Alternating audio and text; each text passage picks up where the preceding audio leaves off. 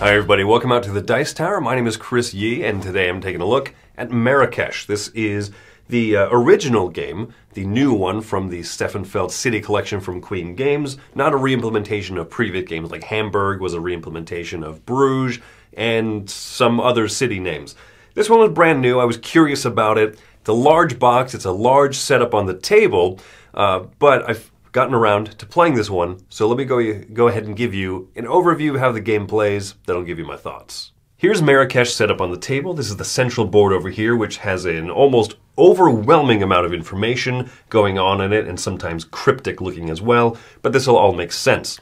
More importantly, just focus on this is the player board over here, where you have 12 different colored areas that you're going to be activating with these octagons over here, which are of the matching 12 colors called keshis.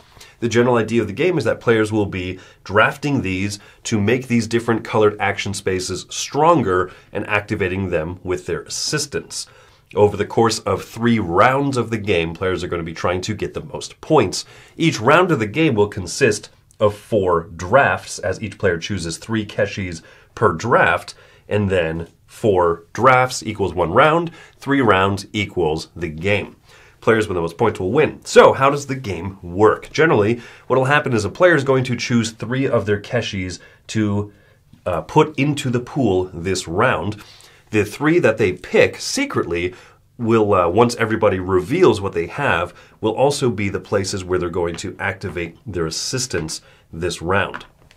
Players reveal what they're going to add in. This player is going to do the Neapolitan combo, and this player is doing the tropical fruit combo. They would put their assistants out there as well.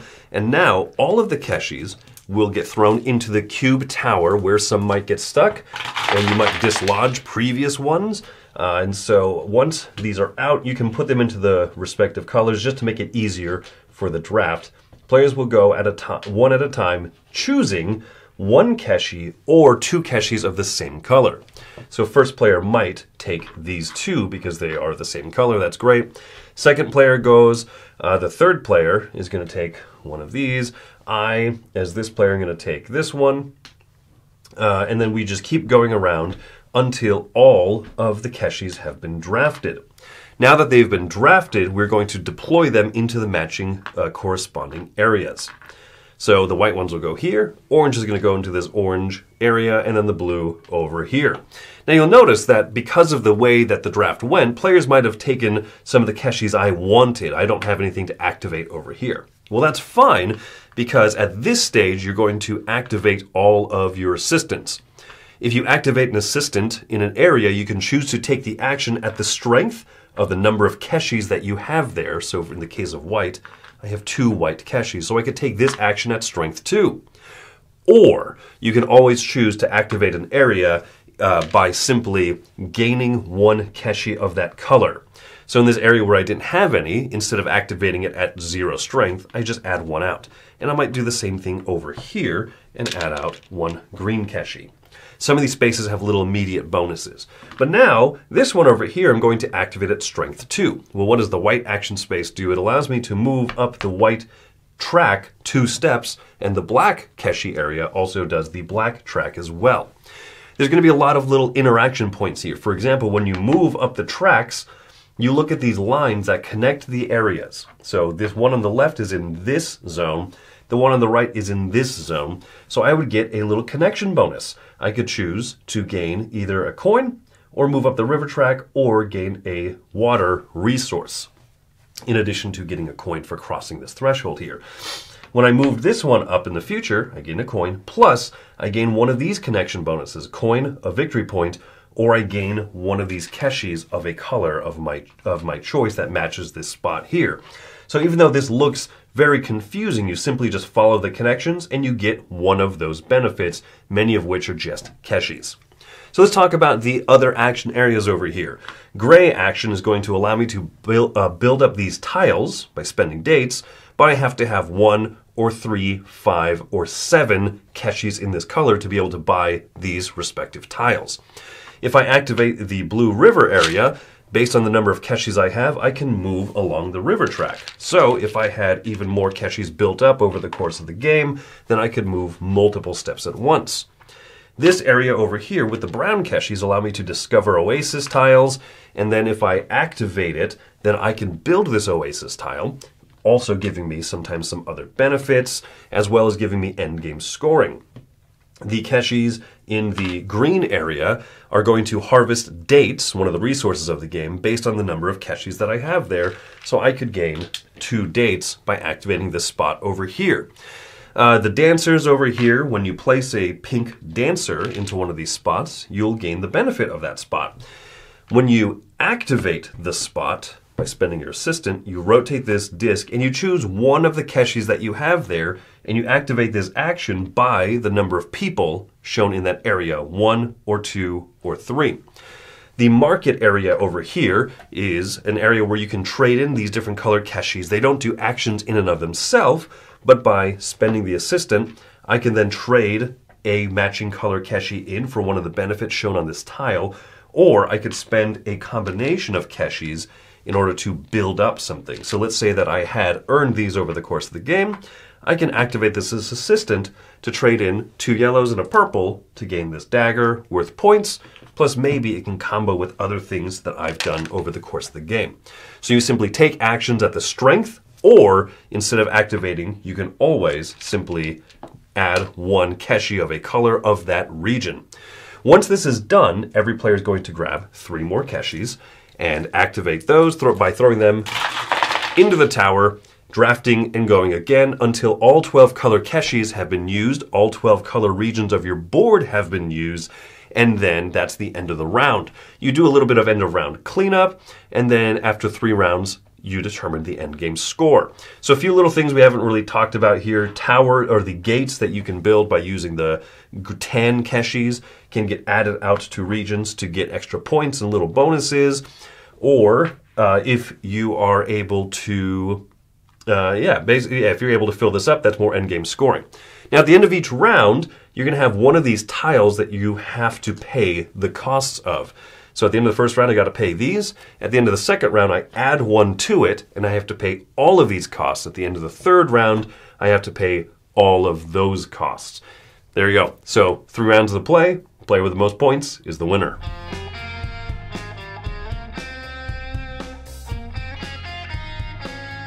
My feelings on this Stefan Feld City Games collection from Queen it's been kind of mixed, because I'm happy that some of these older games are coming back into print. I was happy that he's making a new game here, but I haven't been won over by the visual look and everything of each of these games. But Marrakesh is the one that I was most interested in, but also most hesitant, because every time I saw it set up on a table, it just seemed so sprawling and massive and big.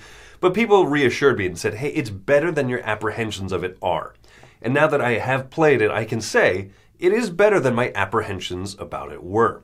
The game still is a table hog. You have to have a lot of room to play this with 4 players and have everyone with their own player area and all of the resources, all of the pieces around, hopefully within reach of players, the central board, the big cube tower and everything. You don't want to bump the cube tower and accidentally knock things out that shouldn't.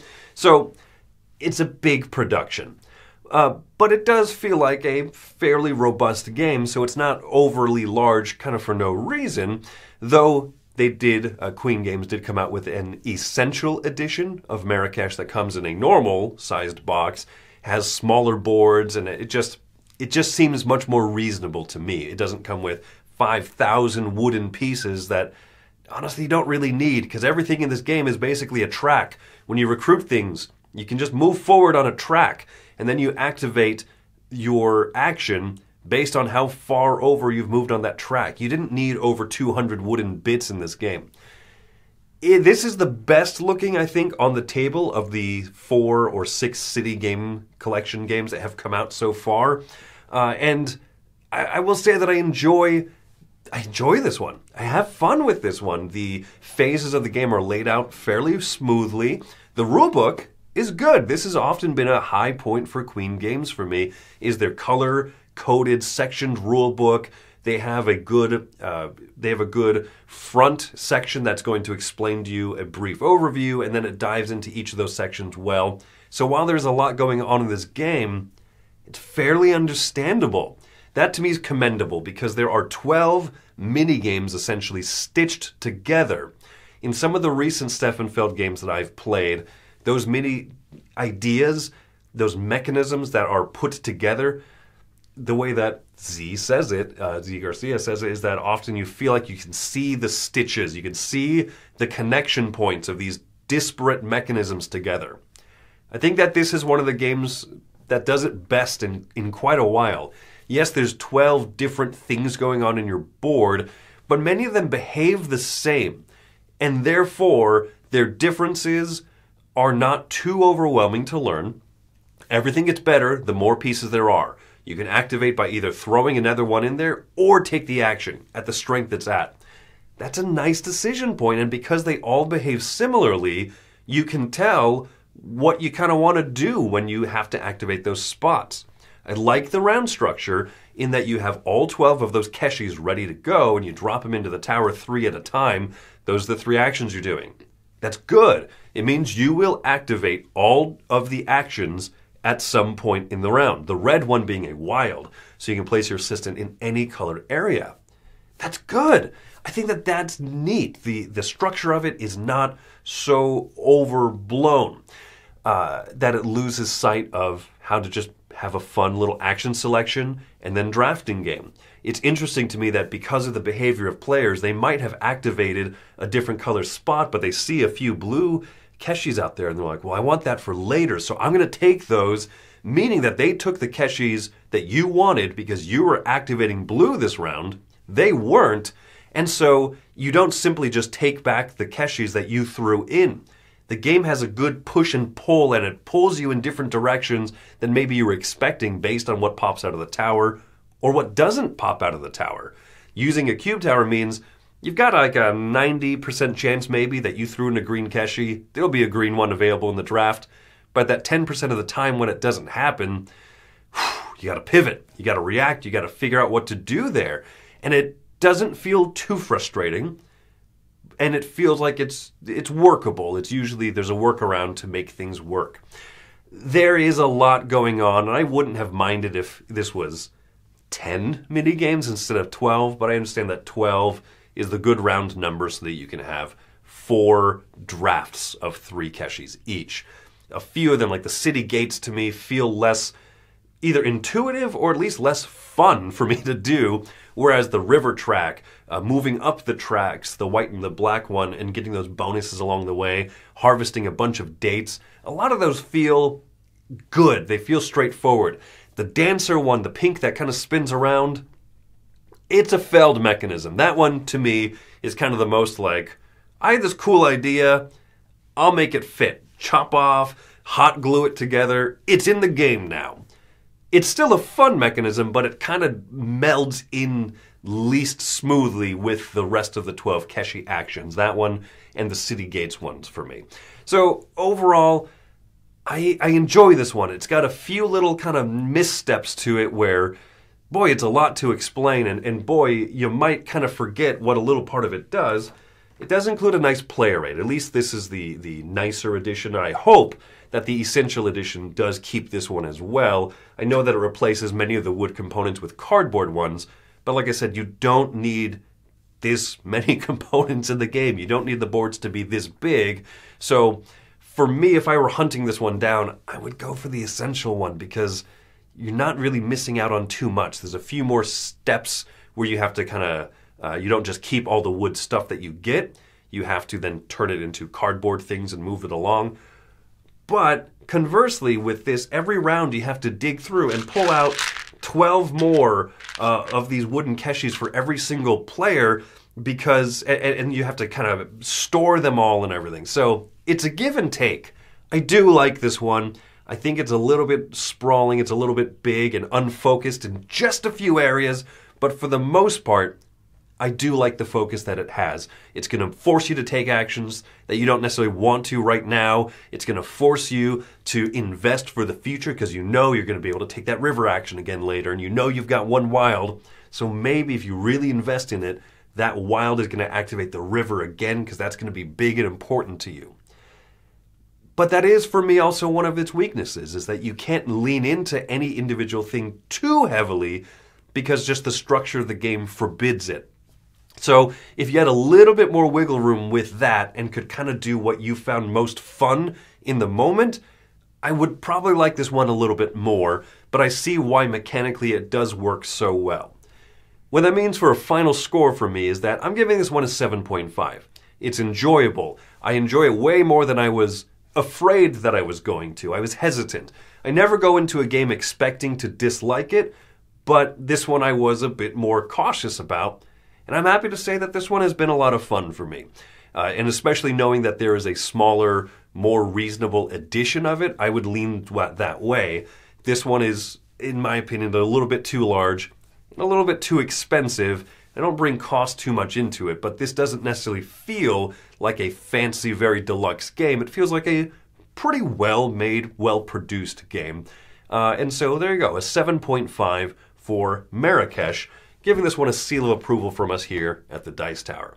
So thanks for coming by this one. If you played this one, go ahead and share your comments and your thoughts below. Check out the links that we have. We have a link tree below where if you want to learn more about our conventions, our newsletter, or anything else, go ahead and click on that. And until next time, my name's Chris Yee. Have fun gaming.